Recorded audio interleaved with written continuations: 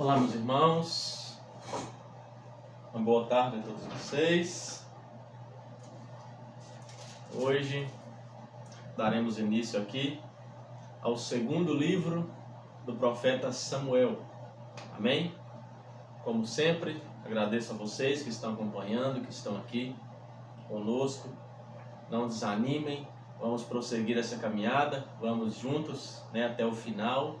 E não iremos parar por aqui, como eu sempre falo. Continuaremos daqui para frente a estudar mais ainda a palavra de Deus. Eu estou pensando com algumas ideias, depois que eu acabar de ler a palavra aqui no YouTube com vocês. Eu estou pensando em trazer a leitura de alguns livros. Comentem aí, deixem nos comentários aí o que vocês acham disso. Amém? Mas temos muitos dias ainda juntos aqui lendo a Bíblia. Agora que fizemos, eu acho, se eu não me engano, 86 dias ou 85 dias. E a nossa jornada é 180 dias. Amém? Então falta aí na faixa de 100 dias ainda, que nós estaremos juntos aqui. É claro, se Deus permitir. Amém? Porque tudo é debaixo da vontade de Deus. Então, como sempre, vamos começar aqui orando, como todos os dias fazemos, para que Deus venha nos abençoar, venha nos usar grandemente nas mãos dEle, porque tudo é para Ele, tudo vem dEle, tudo é para o engrandecimento do nome dEle. Amém?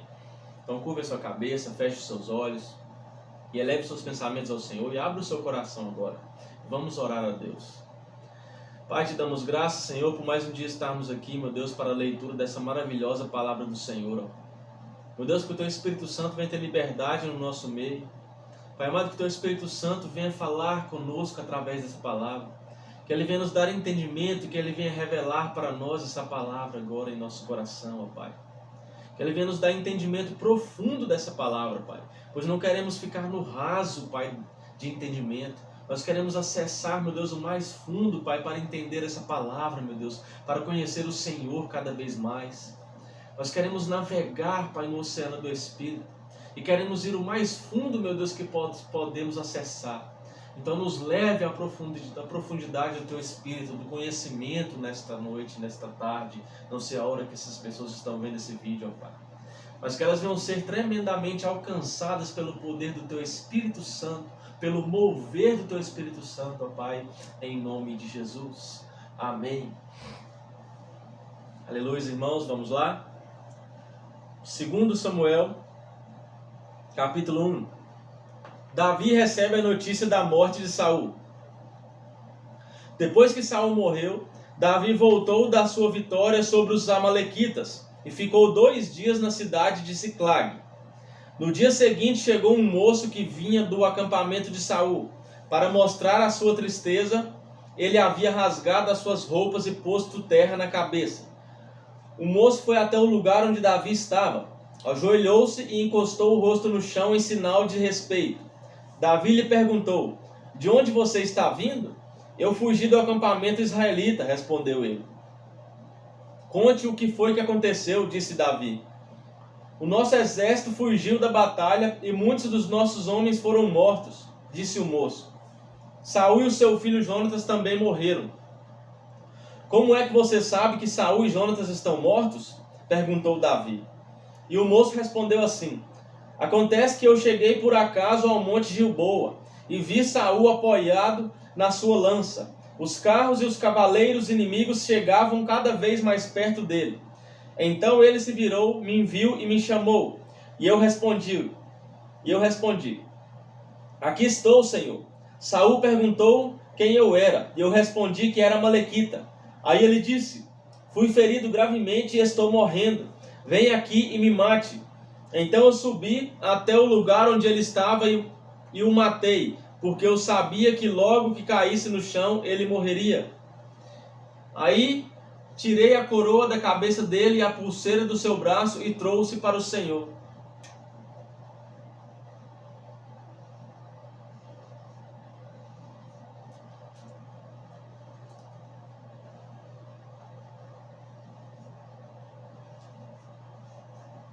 Então Davi rasgou as suas roupas em sinal de tristeza, e todos os seus soldados fizeram o mesmo. Choraram, se lamentaram e jejuaram até a tarde por Saul, por Jonas e por Israel, o povo de Deus, o Senhor, pois muitos deles tinham sido mortos na batalha. Aí Davi perguntou ao moço que tinha trazido as notícias: de onde você é? Eu sou amalequita, mas estou morando aqui na sua terra, respondeu ele. Como é que você se atreveu a matar o rei escolhido por Deus, o Senhor? Perguntou Davi. Então chamou um dos seus homens e ordenou: mate-o. O homem atacou o amalequita e o matou. E Davi disse ao amalequita: o culpado disso foi você mesmo. Você se condenou quando confessou que havia matado o rei escolhido pelo Senhor. Davi chora por Saul e por Jonatas. Davi cantou esta lamentação por Saul e por seu filho Jonatas, e o ordenou que fosse ensinada ao povo de Judá. Esta lamentação está escrita no livro do justo. Os nossos líderes estão mortos nos montes de Israel. Caíram os nossos soldados mais valentes. Não contem isso na cidade de Gate, nem nas ruas de Asquelon, para que as mulheres filisteias não se alegrem, nem pulem de contentamento as filhas dos pagões. Não caia chuva nem orvalho nos montes de Gilboa, e que os seus campos não produzam mais nada, pois ali os escudos dos guerreiros valentes estão cobertos de pó. E o escudo de Saul perdeu seu brilho. O arco de Jonatas era mortal, e a espada de Saul nunca falhava para derrubar os poderosos e matar os inimigos. Saul e Jonatas, tão queridos e maravilhosos, juntos na vida, juntos na morte, eram mais rápidos do que as águias e mais fortes do que os leões. Mulheres de Israel, chorem por Saul. Ele vestia vocês com vestidos de fina lã vermelha e as enfeitava com joias de ouro. Os soldados mais valentes caíram e foram mortos na batalha. Jonatas está morto nas montanhas. Eu choro por você, meu irmão Jonatas. Como eu o estimava. Como era maravilhoso seu amor para mim. Melhor ainda do que o amor das mulheres. Os soldados mais valentes caíram e as suas armas não têm mais utilidade. Davi é feito rei de Judá. Capítulo 2. Depois disso, Davi perguntou a Deus, o Senhor: devo ir governar alguma das cidades de Judá? Sim, o Senhor respondeu. Qual delas? Perguntou ele. Hebrom, foi a resposta. Então Davi foi para Hebrom, levando consigo as suas duas esposas. Uma era Ainoã, da cidade de Jezreel, e a outra era Abigail, viúva de Nabal, da cidade de Carmelo. Davi também levou os seus soldados com as suas famílias, e eles ficaram morando nas cidades vizinhas de Hebrom. Aí os homens de Judá foram a Hebrom e ungiram Davi como rei de Judá. Quando Davi soube que os moradores da cidade de Jabes, da região de Gileade, tinham sepultado Saul, mandou que alguns homens fossem lá com a seguinte mensagem: que o Senhor abençoe vocês por terem feito a caridade de sepultar o nosso rei. Que o Senhor seja bom e fiel para vocês. Por causa do que fizeram, eu também os tratarei bem. Sejam fortes e valentes. Saul, o rei de vocês, morreu e o povo de Judá me ungiu como rei deles. O comandante do exército de Saul, Abner, filho de Ner, havia fugido com Ibozete, filho de Saul, para Maanaim, no outro lado do rio Jordão. Lá Abner fez Ibozete rei das terras de Gileade, Azer, Jezreel, Efraim e Benjamim, na verdade. Ele o fez rei de todo o povo de Israel. Isbozete tinha 40 anos de idade quando começou a reinar em Israel e reinou 2 anos. Mas a tribo de Judá ficou fiel a Davi, e ele a governou em Hebrom 7 anos e meio. Guerra entre o povo de Israel e o de Judá. Abner e os oficiais de Isbozete foram de Maanaim para a cidade de Gibeão. Joabe, cuja mãe era Jesuria, e os oficiais de Davi foram encontrá-los perto da represa de Gibeão. Lá todos eles se sentaram, um grupo de um lado da represa e o outro do outro lado. Então Abner disse a Joabe: deixe que alguns dos nossos moços enfrentem alguns dos seus em uma luta armada. Está bem, respondeu Joabe. Aí 12 soldados representando Isbozete e a tribo de Benjamim lutaram contra 12 soldados de Davi. cada um pegou o seu adversário pela cabeça e enfiou a espada no lado dele. E assim todos eles caíram mortos, juntos. É por isso que aquele lugar perto da cidade de Gibeão é chamado de Campo das Espadas.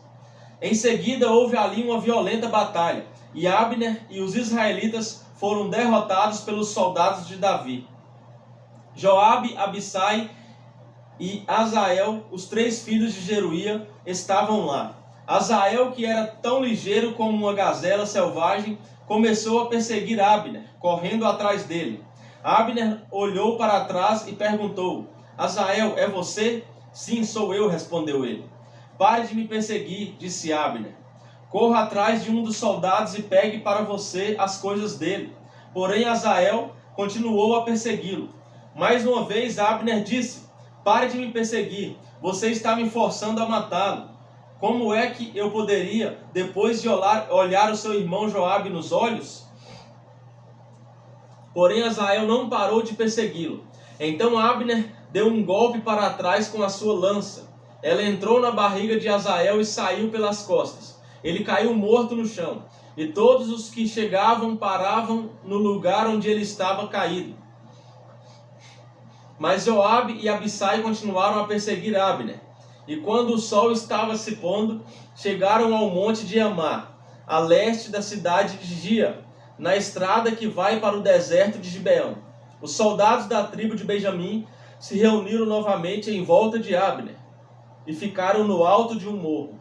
Então Abner gritou para Joabe: Será que vamos ter de continuar lutando para sempre? Você não vê que no fim não vai sobrar nada, a não ser amargura? Nós somos seus irmãos. Até quando você vai esperar para mandar que os seus soldados parem de nos perseguir? Joabe respondeu: Juro pelo Deus vivo que se você não tivesse falado, os meus soldados continuariam a perseguir vocês até amanhã cedo. Então Joabe tocou a corneta. Todos os seus soldados pararam de perseguir os israelitas e a luta acabou. Durante toda aquela noite, Abner e os seus soldados marcharam pelo vale do Jordão. Atravessaram o rio Jordão e depois de marcharem toda a manhã do dia seguinte, chegaram à cidade de Maanaim.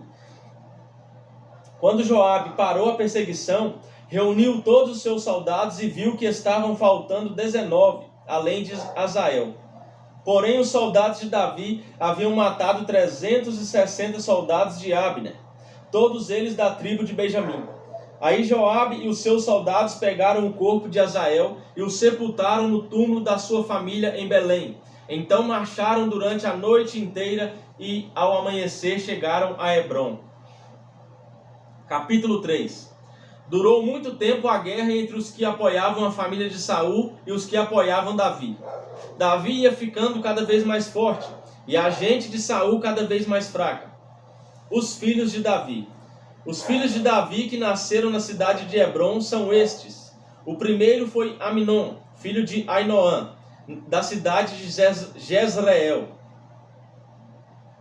O segundo foi Quileabe, filho de Abigail, viúva de Nabal, da cidade de Carmelo. O terceiro foi Absalão, filho de Maacá, que era filha de Talmai, rei de Gesur. O quarto foi Adonias, filho de Agite. O quinto foi Cefatias, filho de Abital. O sexto foi Itreão, filho de Egla, esposa de Davi. Todos esses filhos de Davi nasceram em Hebrom. Abner faz um acordo com Davi. Enquanto continuava a luta entre os que apoiavam a família de Saul e os que seguiam Davi, Abner ficava cada vez mais poderoso entre a gente de Saul. Um dia, Isbosete, filho de Saul, acusou Abner de ter tido relações com uma concubina de Saul chamada Rispa, filha de Aias.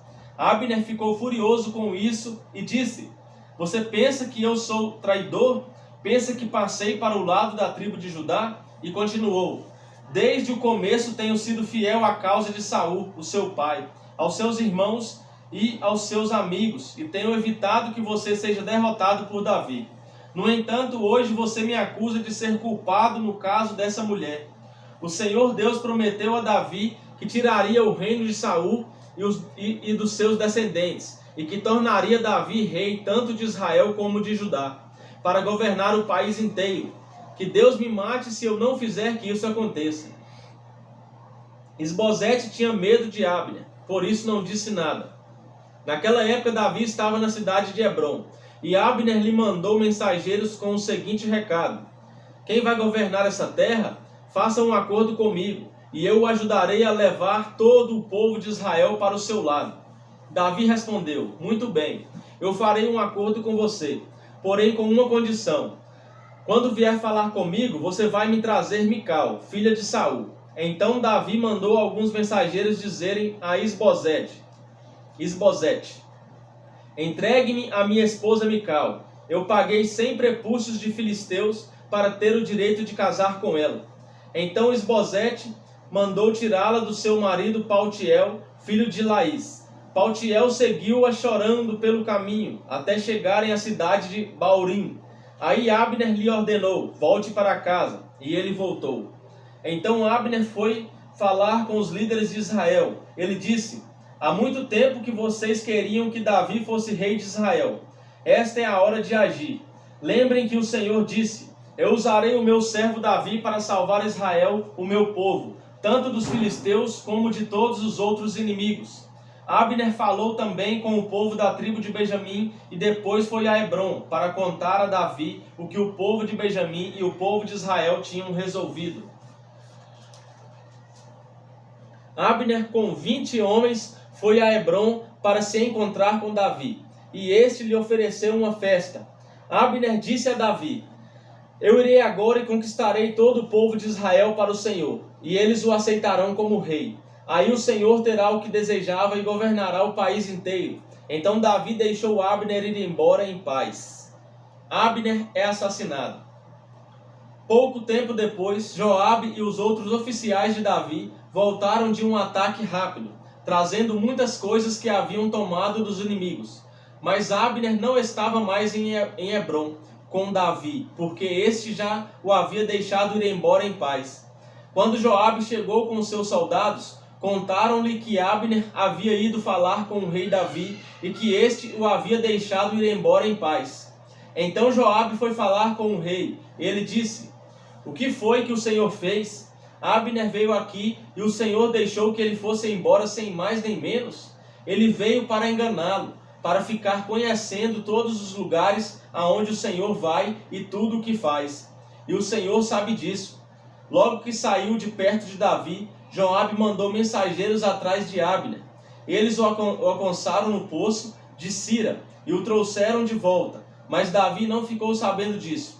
Quando Abner chegou a Hebrom, Joabe o levou para o lado do portão como se quisesse falar com ele em particular, e enfiou um punhal na barriga dele. Assim Abner, filho de Ner, foi assassinado por ter matado Asael, irmão de Joabe.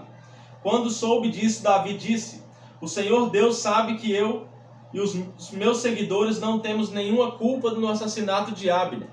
Que o castigo por esse crime caia sobre Joabe e toda a sua família. Que nunca faltem na sua família homens que tenham gonorreia ou doença contagiosa de pele, ou que sejam capazes de fazer somente trabalho de mulher, ou que sejam mortos em batalha, ou que não tenham de comer. Que maldição, hein, meus irmãos?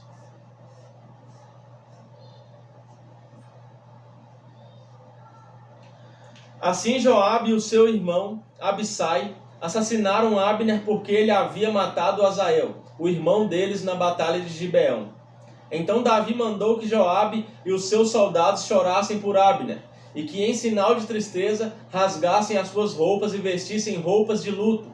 E no sepultamento o próprio rei Davi ia caminhando atrás do caixão. Abner foi sepultado em Hebrom, e o rei chorou alto perto do seu túmulo, e todo o povo fez o mesmo. E Davi fez esta lamentação para Abner: por que teria Abner de morrer como se fosse um louco? As suas mãos não estavam amarradas, nem estavam atados os seus pés. Ele morreu como alguém que é morto por criminosos. Então o povo chorou novamente por Abner. O povo tentou convencer Davi a comer alguma coisa antes que o dia terminasse, mas ele fez esse juramento: que Deus me mate se eu comer alguma coisa antes que o dia acabe. O povo ouviu isso e gostou. De fato, o povo gostava de tudo o que o rei fazia. Assim, todos os seguidores do rei Davi e todo o povo de Israel entenderam que ele não tinha tomado parte no assassinato de Abner. E ele disse aos seus oficiais: fiquem sabendo que hoje morreu um grande líder de Israel. Embora eu seja o rei escolhido por Deus, hoje me sinto fraco. Os filhos de Zeruia são homens violentos demais para mim. Que o Senhor castigue esses criminosos como eles merecem. Isbosete é assassinado. Capítulo 4. Quando Isbosete, filho de Saul, soube que Abner havia sido assassinado na cidade de Hebrom, perdeu a coragem, e todo o povo de Israel ficou com medo. Havia 2 oficiais de Isbosete que comandavam os ataques rápidos ao território inimigo.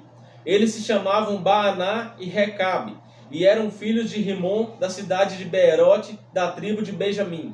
A cidade de Beerote é considerada como parte do território de Benjamim.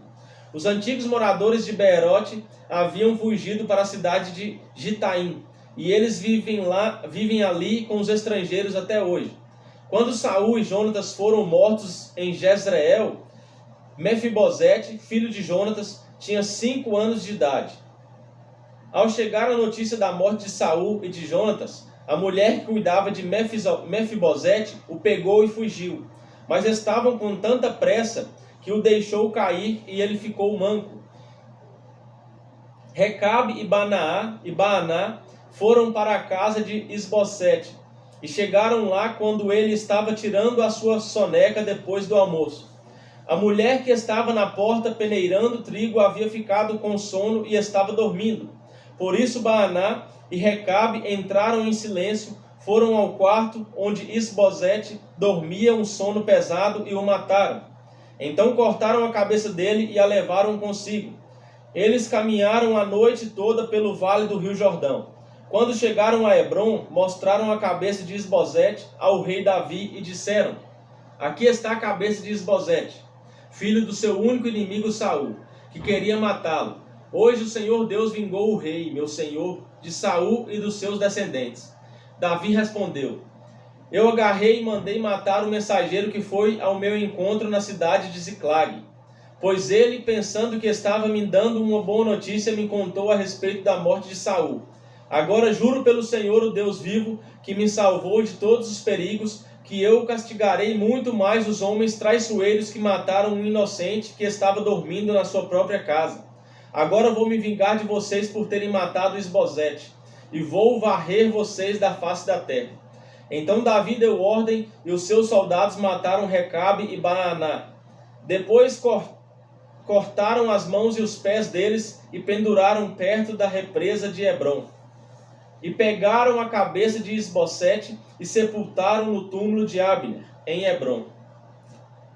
Davi é feito rei de Israel e de Judá. Capítulo 5.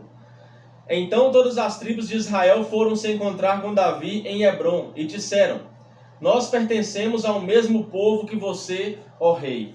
No passado, quando Saul era o nosso rei, você comandou o povo de Israel na batalha. E o Senhor Deus lhe disse que você seria comandante e governador do povo dele. Assim todos os líderes de Israel foram se encontrar com Davi em Hebrom. Davi fez um acordo sagrado com eles, e eles o ungiram rei de Israel.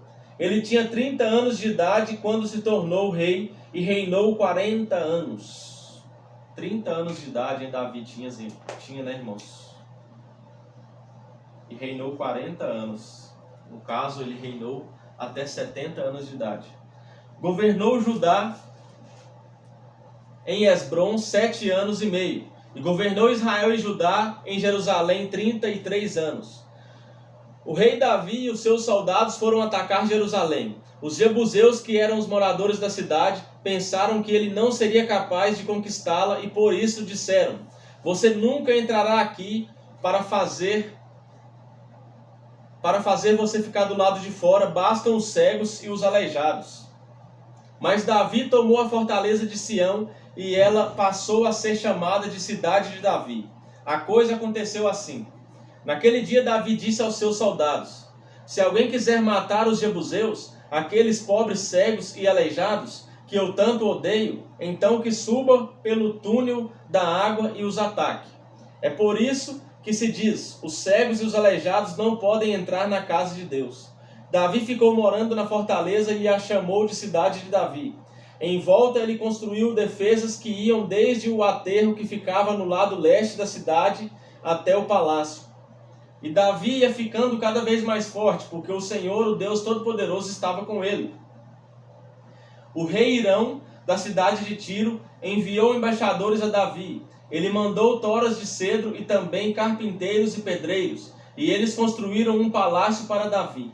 Assim Davi entendeu que o Senhor o havia confirmado como rei de Israel, e que por amor ao seu povo estava fazendo o seu reino progredir.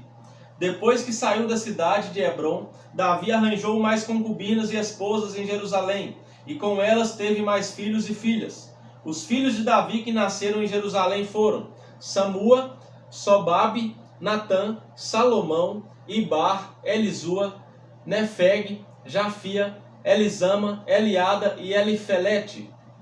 Davi derrota os filisteus. Salomão está aí, irmãos. Quando os filisteus souberam que Davi tinha sido ungido como rei de Israel, o seu exército saiu para prendê-lo. Quando soube disso, Davi desceu para a fortaleza. Os filisteus chegaram ao Vale dos Gigantes e o ocuparam. Aí Davi perguntou a Deus o Senhor: devo lutar contra os filisteus? Tu me darás a vitória? Vá, disse o Senhor, eu lhe darei a vitória. Eita Deus, que intimidade com Deus, hein, irmãos? Falava, se Deus mandasse ia, se Deus não mandasse não ia. Tudo Davi perguntava a Deus o Senhor. E assim eu e você também devemos fazer, amém? Às vezes a resposta demora, mas o silêncio de Deus também é resposta, né? Pense nisso. Então Davi foi até Baal-Perazim e ali venceu os filisteus. Ele disse: como uma enchente que derruba tudo, assim o Senhor abriu uma brecha no meio dos meus inimigos. Por isso aquele lugar é chamado de Baal-Perazim. Ali os filisteus abandonaram os seus ídolos e Davi e os seus soldados os levaram embora. Então os filisteus voltaram para o Vale dos Gigantes e o ocuparam. Mais uma vez Davi consultou o Senhor e ele respondeu: não os ataque daqui. Dê a volta, vá até as amoreiras e ataque por trás. Quando você ouvir o barulho de marcha por cima das amoreiras, fique pronto para atacar, porque isso quer dizer que eu estou indo na sua frente para derrotar o exército dos filisteus. Davi fez o que o Senhor havia mandado e obrigou os filisteus a recuarem desde Geba até Gézer. Eita, meus irmãos, Deus estava aí na guerra junto com Davi, lutando a favor de Davi, lutando a favor do povo dele. Deus nunca deixa o seu povo guerrear sozinho, amém, irmãos? Você nunca entra numa batalha sozinho, só se você querer, só se você não estiver andando debaixo da obediência de Deus, só se você não estiver andando conforme a palavra de Deus. Aí você vai acessar as batalhas por conta própria, você vai acessar as batalhas sozinho, amém? Então quando você for entrar numa batalha, esteja ciente de você perguntar a Deus, esteja ciente de você estar em dia com Deus, obedecendo a Deus, amém? Porque aí você vai passar pelas batalhas, você vai passar pelos exércitos, você vai passar pelos vales, você vai passar pelo deserto, com Deus ao seu lado, meu irmão. Aí você entra na batalha sorrindo, aleluias, você passa pelo deserto sorrindo, porque você sabe que lá na frente está um Deus poderoso que luta ao seu favor, aleluias. Assim Davi era. Davi chegava na batalha já confiante, porque ele não ia com a força dele, ele não ia com os desejos dele, ele ia em nome do Deus vivo, Deus Todo-Poderoso, aleluias. A Arca da Aliança é levada para Jerusalém, capítulo 6. Mais uma vez Davi reuniu os melhores soldados de Israel, num total de 30.000 homens. Levou-os à cidade de Baala, em Judá, para pegarem a Arca da Aliança, que tem o nome do Senhor Todo-Poderoso, que se assenta no seu trono, entre os querubins. Colocaram a arca num carro de bois novo e a tiraram da casa de Abinadab, que ficava num monte. Uzá e Aiô, filhos de Abinadab, guiavam o carro que carregava a arca. Aiô caminhava na frente. Davi e todos os israelitas dançavam e cantavam com todas as suas forças em louvor a Deus, o Senhor. Eles tocavam harpas, liras, tambores, castanholas e pratos. Quando chegaram ao campo de descascar cereais, que pertencia a Nacon, os bois tropeçaram. Então Uzá estendeu a mão e segurou a arca da aliança. O Senhor Deus ficou irado com Uzá por sua falta de respeito e o matou. E Uzá morreu ali ao lado da arca. Davi ficou furioso porque o Senhor na sua ira havia castigado Uzá. Assim, até hoje aquele lugar é chamado de Pérez Uzá. Eita, meus irmãos, a coisa é séria quando toca na arca, na presença de Deus. Olhem, meus irmãos, Deus se ira quando não é feito da vontade dele. Então Davi ficou com medo de Deus, o Senhor, e disse: E agora, como é que poderei levar comigo a arca da aliança? Assim Davi resolveu não levar a arca para a sua cidade de Jerusalém. Em vez disso, ele mudou de direção e a levou para a casa de Obed-edom, que era da cidade de Gate. A arca da aliança ficou ali 3 meses. E o Senhor abençoou Obed-edom e a sua família. Meus irmãos, onde a presença de Deus entra, onde a arca da aliança entra, a família é abençoada, meus irmãos. A família é abençoada. Aleluias. Assim, meus irmãos, quando você está no meio de uma família que não serve a Deus, e você, meus irmãos, começa a ir para a igreja sozinho, você ali se entrega a Jesus, você começa a ser templo do Espírito Santo, meu irmão, quando você entrar na sua casa, o teu povo vai ser abençoado. Quando você decide ir para a igreja, quando você decide aceitar Jesus e seguir, a sua família vai junto. Mesmo que demore tempos, mas aquele versículo, eu e minha casa serviremos ao Senhor, ele é vivo até hoje. E ele vai ficar vivo eternamente, porque a palavra do Senhor nunca passa. Tudo passa, mas a palavra do Senhor permanece para sempre. Então, meu irmão, você que às vezes está em dúvida, eu não vou para a igreja porque meu pai não vai, porque minha mãe não vai, porque meu irmão não vai. Meu irmão, não interessa. Vá você sozinho que você vai puxar eles depois. Olha que a arca da aliança ficou ali 3 meses e o Senhor abençoou Obed-edom e a sua família, porque a presença de Deus estava na arca da aliança. E a arca da aliança ficou ali na casa de Obed-edom. Assim é você, quando você aceita Jesus, você começa a levar a presença de Deus para a sua casa. Automaticamente, o mal tem que sair da tua casa. O mal tem que ser lançado por terra. O mal já tem que partir em retirada, porque você, como servo do Senhor, carrega a presença de Deus com você. E você vai ali entrar na sua casa, automaticamente a presença de Deus estará junto com você. E com certeza o Espírito Santo vai estar quebrantando o coração dos seus familiares. Amém? Mas não deixe de orar, não deixe de fazer a sua parte, não deixe de falar de Deus para os seus familiares. E não desista. Mesmo que dure 10 anos, 20 anos essa oração. Nunca desista do seu pai, da sua mãe, da sua esposa, do seu filho. Não desista. Faça a sua parte, porque quem convence é o Espírito Santo. Amém? Então, você não deixe de levar a presença de Deus para a sua casa. O rei Davi soube que por causa da arca o Senhor havia abençoado a família de Obed-edom e tudo o que ele tinha. Então tirou a arca da casa de Obed-edom e com uma grande festa a levou para a cidade de Davi. Depois que os homens que carregavam a arca deram 6 passos, Davi ofereceu a Deus em sacrifício um touro e um bezerro gordo. Davi, vestindo um manto sacerdotal de linho, dançou com todo o entusiasmo em louvor a Deus, o Senhor. E tem pessoas hoje que falam que é errado dançar, né, irmãos? É claro que com ordem e decência. Mas às vezes a gente vai pular dentro da igreja, às vezes a gente vai bater palma dentro da igreja. E alguns religiosos falam, nossa, que bobeira é essa? Tá parecendo doido. Mas olha aqui. Davi, vestindo um manto sacerdotal de linho, dançou com todo o entusiasmo em louvor a Deus, o Senhor. Então, meus irmãos, Davi dançava louvando a Deus. Nós também devemos dançar louvando a Deus. Amém? E assim ele e todos os israelitas levaram a arca da aliança para Jerusalém, com gritos de alegria e sons de trombetas. Quando a arca estava entrando na cidade de Mical, filha de Saul, olhou pela janela, viu o rei Davi pulando e dançando em louvor ao Senhor. Então sentiu por ele um profundo desprezo. Levaram a arca e a colocaram no seu lugar, na barraca de Davi, na barraca que Davi tinha preparado para ela. Então ele ofereceu a Deus o Senhor sacrifícios, que foram completamente queimados, e ofertas de paz. Quando acabou de oferecer os sacrifícios e as ofertas, Davi abençoou o povo em nome do Senhor Todo-Poderoso. Depois deu a cada homem e a cada mulher de Israel um pão, um pedaço de carne assada e passas. Em seguida todos foram para casa. Davi voltou para casa a fim de estar com a sua família, e Mical, filha de Saul, saiu para encontrá-lo.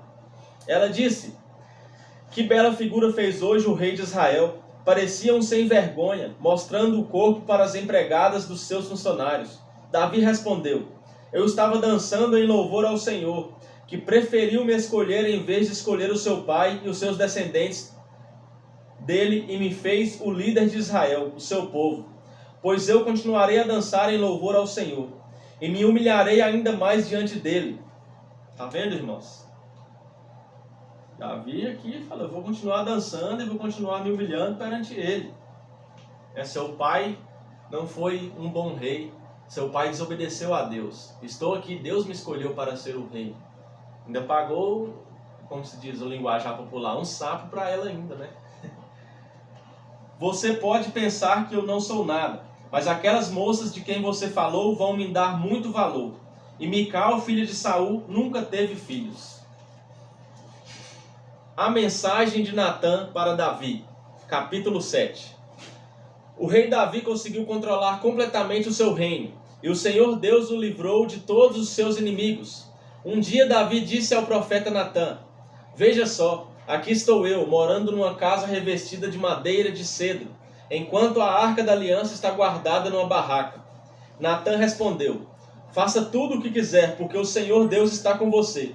Mas naquela noite o Senhor disse a Natã: "Vá e diga ao meu servo Davi que eu mandei dizer o seguinte: não é você a pessoa que deve construir um templo para eu morar nele." Olha aí, irmãos.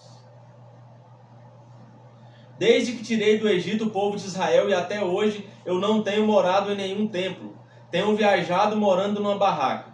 Em todas as minhas viagens com o povo de Israel, nunca perguntei aos líderes que escolhi por que razão eles não construíram para mim um templo revestido de cedro. Portanto, diga ao meu servo Davi que eu, o Senhor Todo-Poderoso, digo o seguinte: eu tirei você do trabalho de cuidar de ovelhas dos campos, para que governasse o meu povo de Israel. Estive com você em todos os lugares por onde tem ido, e conforme você foi avançando, eu o defendi de todos os seus inimigos. Eu farei com que você seja famoso, tão famoso quanto os maiores líderes do mundo. Escolhi um lugar para o meu povo de Israel e o fiz morar ali, onde eles viverão em paz. Desde que entraram nesta terra, eles têm sido atacados por povos violentos, mas isso não acontecerá mais. Eu prometo que livrarei você de todos os seus inimigos e que lhe darei descendentes.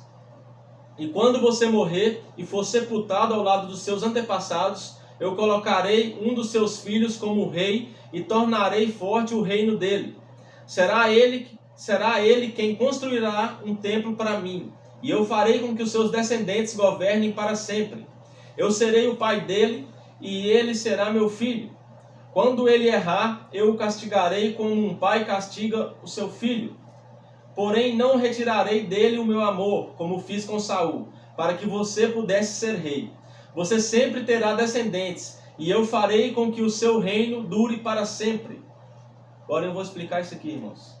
"E a sua descendência real nunca terminará." E Natã contou a Davi tudo o que Deus lhe havia revelado. Irmãos, esse texto aqui é muito lindo, porque ele fala de Cristo. Ele fala de Jesus Cristo. Amém? Olha aqui o que fala: "Será ele quem construirá um templo para mim, e eu farei com que os seus descendentes governem para sempre." Olha, para sempre. E no final aqui do versículo 16: "Você sempre terá descendentes, e eu farei com que o seu reino dure para sempre." Porque, irmãos, Jesus é descendente de Davi. Amém? Então o reinado de Cristo é eterno. Então Deus ali está cumprindo a promessa que ele fez para Davi. Jesus vai reinar para sempre. O reinado de Jesus é eternamente, meus irmãos, não tem fim. Então aqui a palavra de Deus se cumpriu. Eu farei com que o seu reino dure para sempre. Aleluias, meus irmãos. Por isso que eu falo, irmãos, pode passar o tempo que for, Deus nunca falha nas suas promessas. Deus não é homem para que minta. Aleluias, meus irmãos. Então aqui está falando do reinado de Cristo. Olha, Davi, você vai ter descendentes, seu reinado vai durar para sempre. Aleluias. E a sua descendência real nunca terminará. E Natã contou a Davi tudo o que Deus lhe havia revelado. Aleluia, meus irmãos. Cada vez que a gente vai lendo essa palavra, é surpreendente. Oh Deus, eu te amo. Jesus, eu te amo. Obrigado. Obrigado por essa palavra. Obrigado por nos dar a oportunidade de conhecer, ó Pai. Obrigado por nos dar a oportunidade de conhecer a Tua vontade, a Tua soberana vontade. Nós, como meros seres humanos, temos a oportunidade de conhecer a Deus. Oh, Pai, eu te amo, aleluias. Aleluias. A vontade aqui é de gritar aleluias, oh, meu Pai, aleluias, Senhor. Eita, alabás, surianda, alabás. Oh, Deus maravilhoso. Espírito Santo se faz presente, irmãos. Eu tenho certeza que você está sentindo aí também. Ah, Deus. A oração de agradecimento de Davi. O rei Davi entrou na barraca, sentou-se e orou assim: ó Senhor meu Deus, eu não mereço tudo o que fizeste por mim no passado, e a minha família também não merece.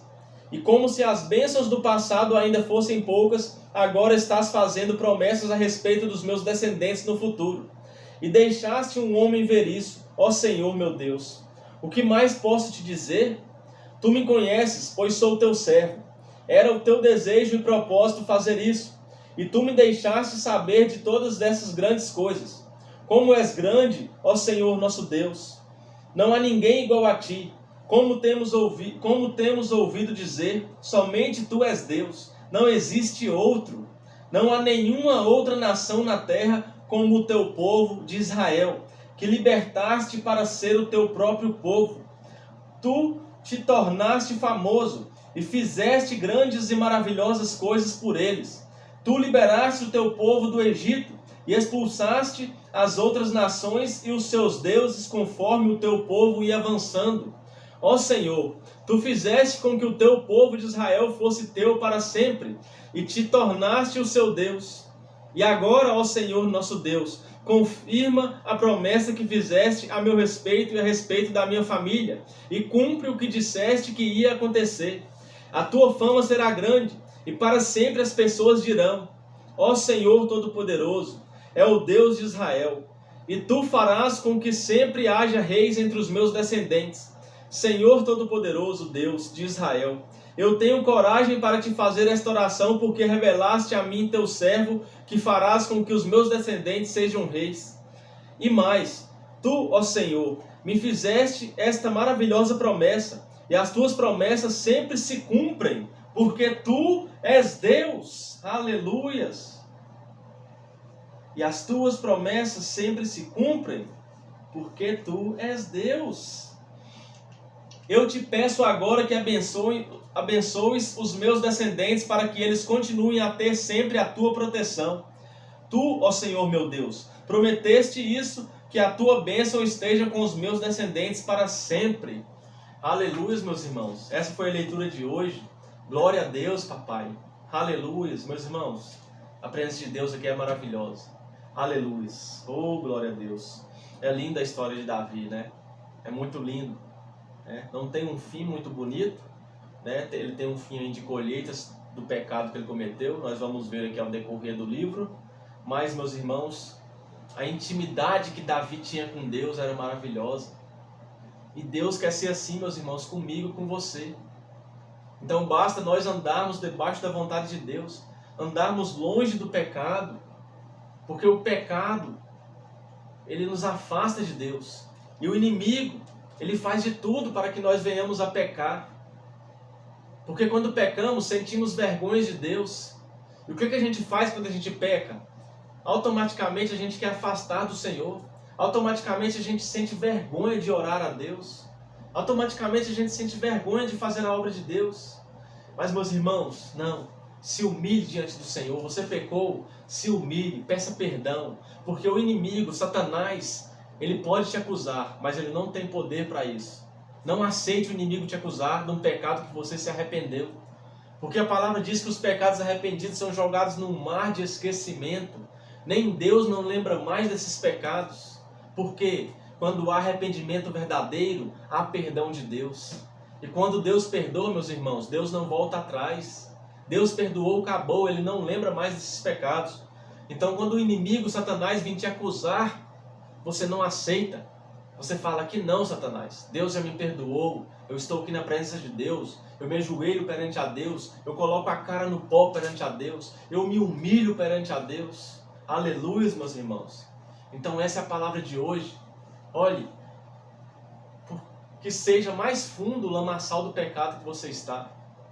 Qualquer pecado que você está cometendo, hoje, se arrependa hoje. Se arrependa em vida. Porque após a morte não tem mais arrependimento, meu irmão. Se arrependa em vida.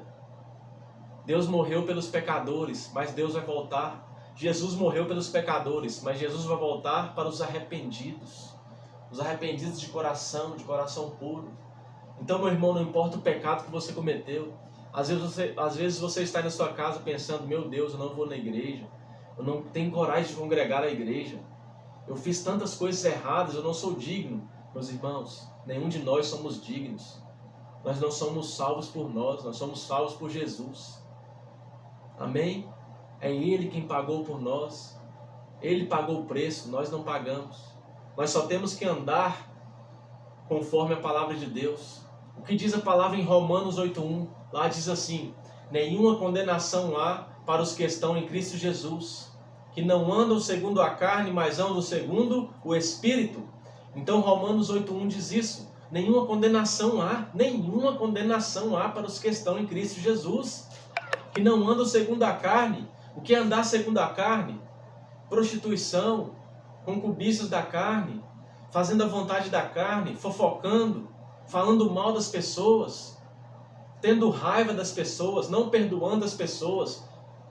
Isso é andar segundo a carne. E o que é andar segundo o Espírito? É orando, jejuando, meditando na palavra de Deus dia e noite, como diz em Josué 1:8. É lendo a palavra todos os dias. Aí, meus irmãos, nenhuma condenação há para você. Aleluias. Então não deixe o inimigo ficar te prostrando. Não deixe o inimigo ficar fazendo que você feche um quarto e deita aí nesse quarto e fica aí alojado nesse quarto. Não deixe. Não se entregue à depressão. Ore a Deus, mesmo que seja grande o pecado que você cometeu. Não se importe, meus irmãos. Jesus morreu de braços abertos para te receber. Jesus está pronto para te abraçar. Como aquela mulher que foi pega em adultério e as pessoas ali juntaram para apedrejar aquela mulher. O que Jesus fez? Olha, quem nunca pegou que atire a primeira pedra. Aí foram se retirando os mais velhos primeiro, depois os mais moços. Por que os mais velhos se retiraram primeiro, jogaram a pedra no chão? Porque eles tinham mais vivência, eles tinham muito mais pecados que os mais moços. Por isso se retiraram os mais velhos, depois os mais moços. E o que Jesus falou para aquela mulher? Estendeu a mão para ela e falou, olha, eu te perdoo, mas vá e não peques mais. É isso que Jesus fala para você nesta noite, meu irmão. Venha para mim, eu te perdoo, eu te lavo com o meu sangue, eu te purifico, mas venha e não peques mais. Porque tem gente, meus irmãos, que gosta de viver na iniquidade. O que é iniquidade? É pecado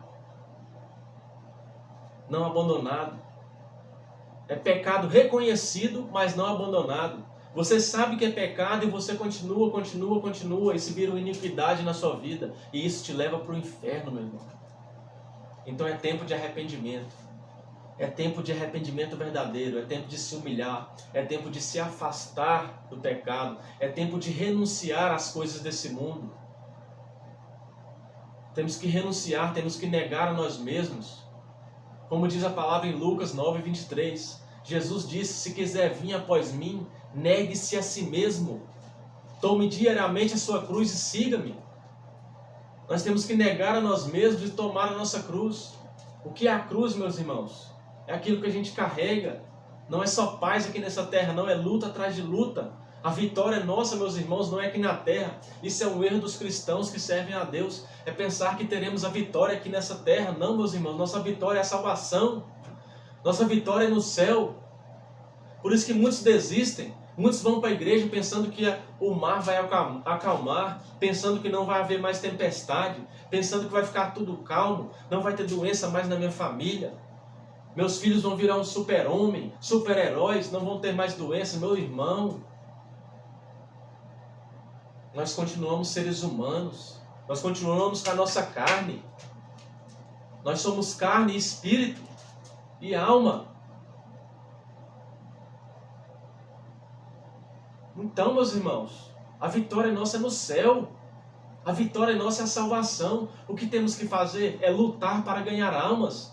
E lutar até o fim para ganhar a nossa salvação, meus irmãos. Porque a palavra de Deus diz, aquele que crê e for batizado será salvo, mas quem não crê será condenado.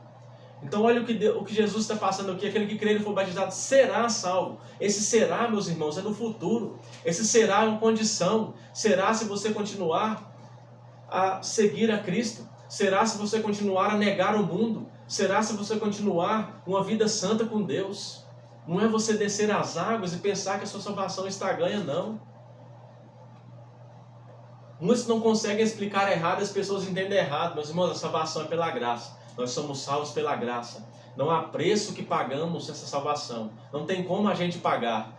Mas, meus irmãos, não é só você batizar e ficar deitado no sofá com a bunda no sofá, não. Isso não vai te salvar. Tem gente que pensa que as pessoas explicam desse jeito, dessa maneira. As pessoas pensam que é ali descer as águas, batizar e sentar no sofá. Não mudar de vida, continuar frequentando o mundo, continuar frequentando shows mundanos, continuar bebendo cachaça, meus irmãos, não é isso. A salvação depende de uma vida santa com Deus. A salvação depende de você se santificar a cada dia mais, porque a palavra de Deus diz, olha, aquele que é santo, santifique-se mais, aquele que é sujo, suje-se mais. Então, meus irmãos, a cada dia devemos santificar-nos cada vez mais. E não deixe as pessoas quererem impor um limite na sua santidade. Porque a partir do momento que você começa a querer ser santo diante de Deus, você começa a querer se santificar mais, a se aproximar mais da palavra de Deus, automaticamente as pessoas vão te apelidar de santão, de chato, porque você não faz piadinhas com a palavra, porque você não fica no meio de pessoas que andam no mundo, porque você não se assenta à roda dos escarnecedores, porque você não canta a música do mundo. Você quer se santificar mais, as pessoas vão te julgar. Ah, não precisa ser santo assim não. Meus irmãos, não aceite ninguém pôr limite na sua santidade. Nós podemos buscar ser mais santos a cada dia mais. Não podemos nos tornar 100% santos, mas a cada dia nós podemos ser mais um pouco. A cada dia. Porque Deus não tem prazer naquele que retrocede. Deus não tem prazer naquele que volta atrás. Então se você hoje se santificou, amanhã se santifique mais, e amanhã... Meus irmãos, você vai pisar em lugares que ninguém pisa. Você vai pisar no Santo dos Santos, você vai ser cheio do Espírito Santo. Onde você chegar, o lugar vai ser transformado, porque você carrega a presença de Deus no seu coração. Então, meus irmãos, me desculpe, eu já estou pregando aqui já, senão o vídeo vai ficar longo. Mas olha, terminamos a leitura de hoje, né?